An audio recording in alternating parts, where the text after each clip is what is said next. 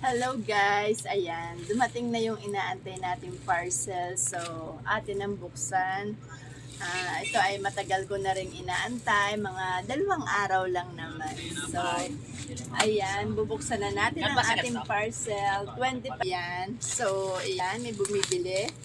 So, wala tayong scissor, kaya atin na lamang kamayin. Ako naman ay si Wonder Woman o si Superwoman. So, ayan guys. Ito ay gustong gusto ko dahil parang ang linis-linis niyan tingnan. So, yan guys, dumating ang ating parcel. Ito ay organizer.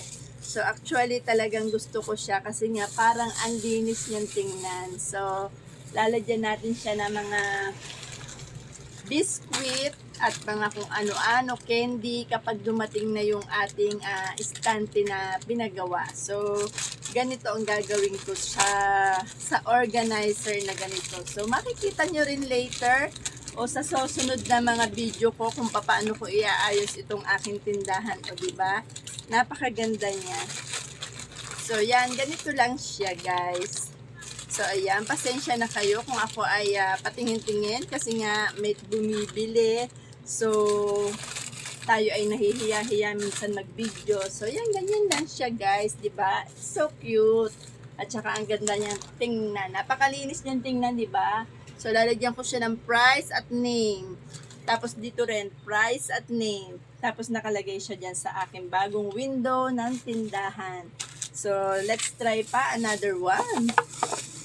So, ayan. Makakapag-antay naman tong aking suki na si Liberty. Hi, Liberty! Hello! Yan, wave, wave. So, yan. Siya ang aking beshiwap. So, itry natin dito. Diba? Napakalinis at talagang transparent itong ating organizer. So, try pa natin ito.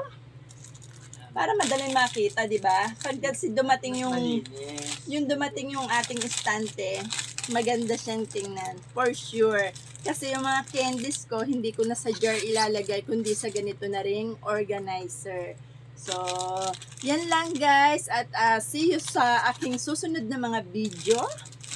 Para naman makita nyo rin kung paano ko iaayos itong aking tindahan. Salamat na marami. God bless!